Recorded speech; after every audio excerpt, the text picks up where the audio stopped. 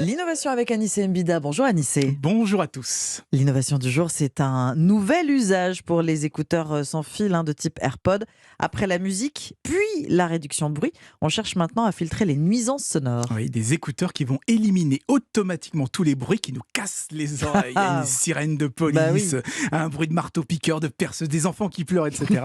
etc. Donc c'est très pratique parce qu'on reproche souvent aux casques anti-bruit de nous isoler complètement de l'extérieur, ce qui peut devenir dangereux parfois. On n'entend plus une voiture qui arrive ou qui klaxonne, on n'entend plus une alarme incendie ou quelqu'un qui sonne à la porte, alors qu'avec un système qui est sélectif, eh bien, on va pouvoir filtrer uniquement les bruits indésirables. Bon, un système sélectif, comment ça se passe? On choisit ce que l'on ne veut plus entendre ou il y a déjà une liste prédéfinie? Alors sur les premiers modèles, c'était une liste prédéfinie. Je D'accord. pense aux AirPods Pro d'Apple ou aux casques anti-bruit de Sony.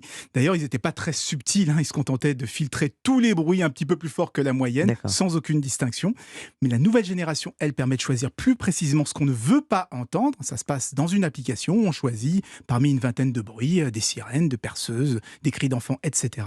Et certains de ces écouteurs n'ont même plus vocation à écouter de la musique. Chez Quaitone, par exemple, on propose un modèle conçu uniquement pour dormir. Donc, il va filtrer les ronflements de son partenaire, les bruits des voisins, mais laisser passer les alarmes ou son téléphone qui se met à sonner, par exemple. Et chez Samsung, on a plutôt ciblé là les autistes avec des écouteurs qui sont capables d'éliminer les sons qui pourraient déclencher une crise d'angoisse. Je sais pas moi, des aboiements ou des bruits de foule, par exemple. Là encore, il suffit de choisir ce qui se reste le plus dans une application. Donc, il y a vraiment beaucoup d'usages. Ça veut dire qu'on va avoir de plus en plus de personnes avec des écouteurs en permanence dans les oreilles. Oui, c'est toujours un petit peu étrange quand on les croise. On se demande s'ils écoutent de la musique, Oui, bien sûr. s'ils nous entendent pas. Mais c'est tant mieux, j'ai envie de dire, parce que je le rappelle, l'écrasante majorité des personnes malentendantes ne portent pas d'appareil parce qu'elles le trouvent trop stigmatisant. Donc c'est peut-être une bonne chose qu'on s'habitue à avoir des gens avec des écouteurs en permanence. Merci Anissé. Europe 1, bonjour.